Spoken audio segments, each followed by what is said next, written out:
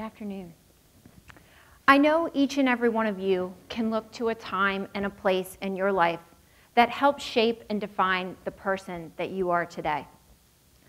For me, that year was 2003. 2003 was the year that I met my college love and my soon-to-be future husband, Brendan Looney. This is Brendan and I here. Brendan was attending the United States Naval Academy in his junior year, and I was pursuing my undergraduate degree at Johns Hopkins University. It was an incredible time for us. We met through mutual friends through high school that summer, and as in any true love story, we were pretty much inseparable from that summer of 2003. Fast forward 5 years ahead, Brendan and I got married in Annapolis, Maryland in July of 2008. And I'm sure as many of you in this audience can relate, and as potential newlyweds, we were really excited. We were really looking forward to starting that next journey as a married couple, getting a home, getting a dog, and starting a family. But the military had different plans for us. About 48 hours after Brendan and I got married, Brendan deployed to Iraq for his first time as a Navy SEAL. And I know many of you in this audience can certainly relate to the concept that deployments are hard, not only for the service member who's leaving and going and traveling overseas, leaving all their friends and family, but for the families that are left at home to make sure that things are taken care of on the home front and making sure that their loved one feels supported while they're away. For me, I felt very fortunate that later that year in 2008, Brendan returned from that deployment to Iraq, and we were really able to start our chapter in life as a newly married couple. The next time that Brendan deployed was on March 9th of 2010. Same day, that's actually my birthday. Brendan completed a successful 58 combat missions on that deployment in less than 7 months. And sadly, on September 21st, 2010, Brendan gave his life along with 8 other service members in a helicopter crash in Afghanistan. He was anticipated to return back to our home just in about 2 days after that. Brendan was 29 years old at the time. And on the same account, I was 29 years old. I became a 29-year-old widow. That was really hard for me. That was a tough pill to swallow. A 29-year-old widow. No one wants to take on that title or that role in their life, especially at such a young age. I went from this incredible high of finding this amazing love to sinking down to this incredible low of just being stuck in my grief and dealing with my loss. But I decided that I had to turn things around. I decided I didn't want to live my life being defined by grief and loss. I wanted to use Brendan as an example of how to live and lead my life and carry on his legacy so that people who didn't have the chance to know him while he was alive would be able to get to know the type of man that he was, the way he lived his life, kindness, a selfless leader, learning how to overcome and face obstacles and challenges head on. All of those examples that he taught me in our short 7 years together, I wanted to make sure that others knew and our next generation knew about his example and his role model. And for me, I was able to find that through the work that I was doing at the Travis Manion Foundation. The Travis Manion Foundation was named after First Lieutenant Travis Manion. He was killed in Iraq on April 29, 2007. Travis was my late husband Brendan's roommate at the Naval Academy and one of our closest and dearest friends. His family came together after his death and wanted to find a way to carry on Travis's legacy, but to also help his legacy and his character define what will help and provide support to our veterans that are coming back and getting out of the military, and to also provide that help and support for our families of our fallen service members. Our mission at the foundation is quite simple. We're empowering veterans and surviving family members to instill character into future generations. Because instilling character and showing what leadership what strength, resiliency looks like, letting our veterans and our survivors lead by example to educate and inspire our next generation is incredibly important. Embracing and embodying Travis's mantra. He spoke 5 simple words before he left on that last and final deployment.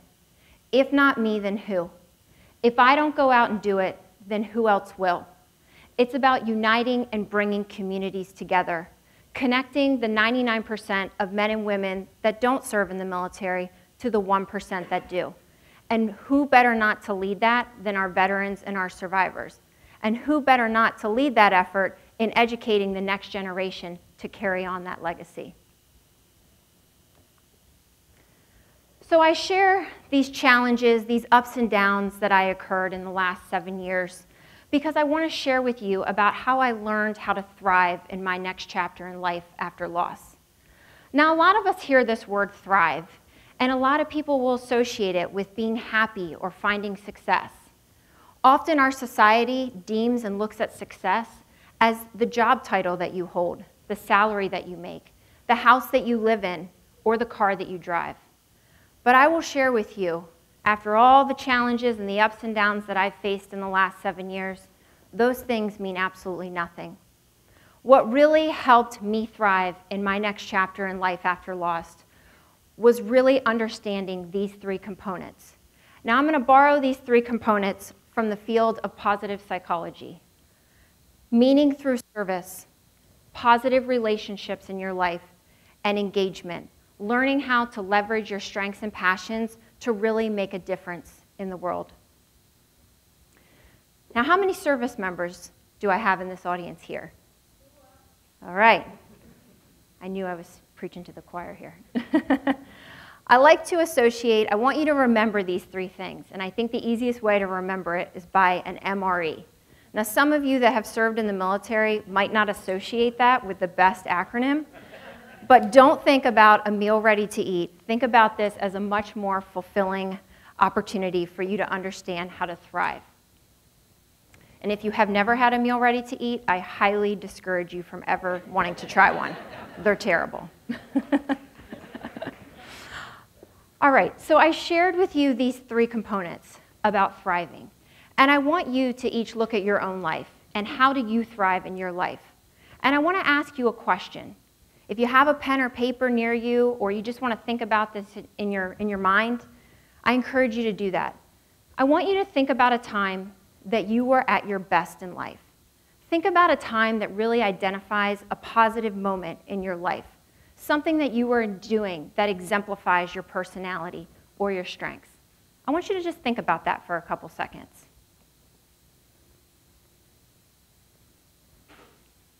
Okay, I hope you all have that thought in your mind. Now, I want to tell you about how I've thrived in my next chapter in life after loss. Now, I spoke about the first component, meaning. Meaning through serving a higher purpose. For me, after Brennan's death, it was really about learning to be big in the little things in life. Really learning to embody Travis's mantra of if not me, then who, in each and every one of my daily actions. Learning to be big in the little things pays off leaps and bounds when big problems and obstacles are headed your way. You know how to face them head on. Being big in the little things is about doing something, doing a kind gesture for someone else. How often do we look at our lives and are so appreciative when somebody does something to better our lives?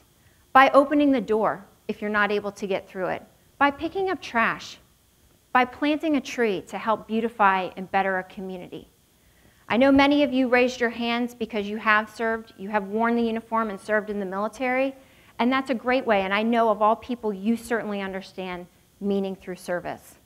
And I know many of you here have served at home as you've been awaiting your loved one's return, or making sure that you're keeping things going and operating smoothly while your loved one is away serving our country. I challenge each and every one of you to look at your own life, to find a way to serve beyond your time in the military. Find a way to better your life by making someone else's life better. I promise you, it has greater rewards than you could ever imagine. The second component that I shared with you was the value of positive relationships in your life. There's an 80-year-old Harvard study, so clearly this has been around for quite some time. 80-year-old Harvard study that talks about the importance of bringing positive relationships and interactions into your life. I will tell you, they are irreplaceable. You can have all the fame, the fortune, the wealth that comes your way. None of those things mean anything, because at the end of the day, when tough times are ahead of us, when we're pushed to our limits, we need to lean on others that we keep in a close-knit circle to help us lead the way and show that they bring out the best in us. I know that after Brendan's death, I looked to everyone in my life. I evaluated my friends, my coworkers, of course my family. Every relationship that I had in my life, I wanted to only surround myself with the people that brought out the best in me, the people that wanted to be there and support me through thick and thin. And I will tell you, I had to really look deep down and figure out, were there people in my life that it wasn't worth my time in investing in them any longer? Were there relationships that maybe I needed to do a better job to try to maintain and cultivate a stronger relationship because those people really stepped up for me in a time when I really needed it? I challenge each of you today in this audience to take a look at those involved in your life.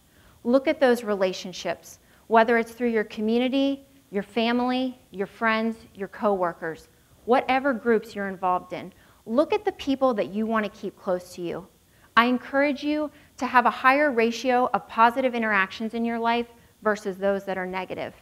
Are there relationships that you need to do a better job maintaining because you know that those people will be there for you when tough times hit? Are there people that we need to cut out and eliminate from our life because we're giving to them and they're not giving us anything in return? There is such amazing impact in learning how to thrive by incorporating positive relationships into your life. The third component that I shared with you was engagement. And when I talk about engagement, I'm talking about learning how to leverage your strengths and passions so that you're able to make a positive impact. For me, when I started working with the Travis Manion Foundation, it was all about learning and building relationships and learning how to help provide support to our families of the fallen.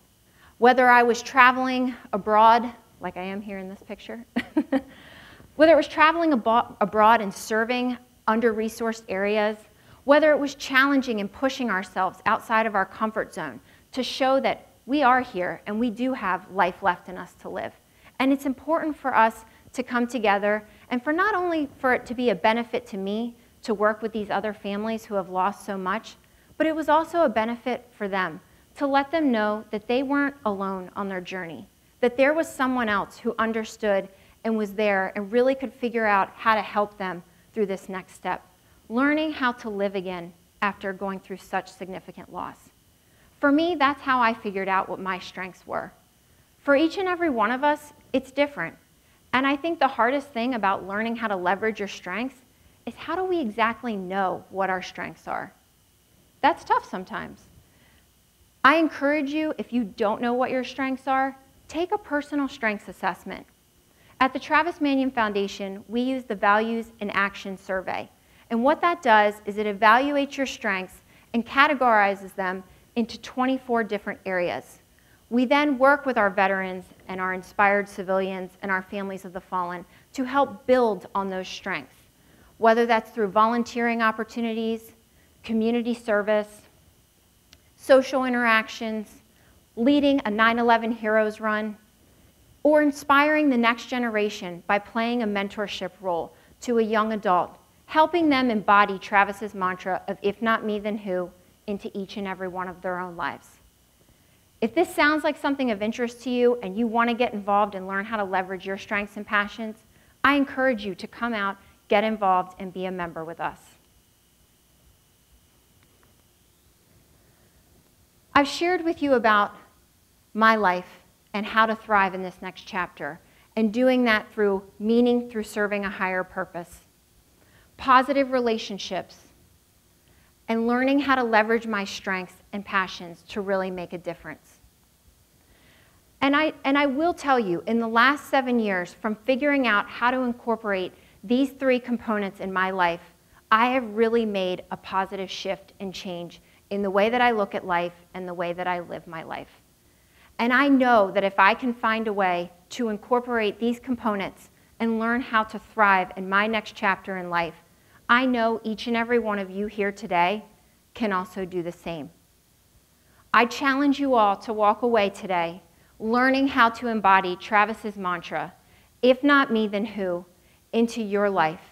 Because I promise you, when times get tough and challenges and obstacles are thrown our way, and we all know they come at us from left and right, learning how to live this mantra on a daily basis will help you when things get tough and times get hard. Thank you so much. Appreciate your time.